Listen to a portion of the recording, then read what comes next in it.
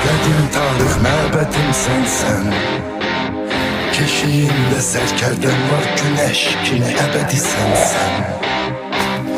Çox az qalıb zaman çatar bu dünyada hak yerin tapar.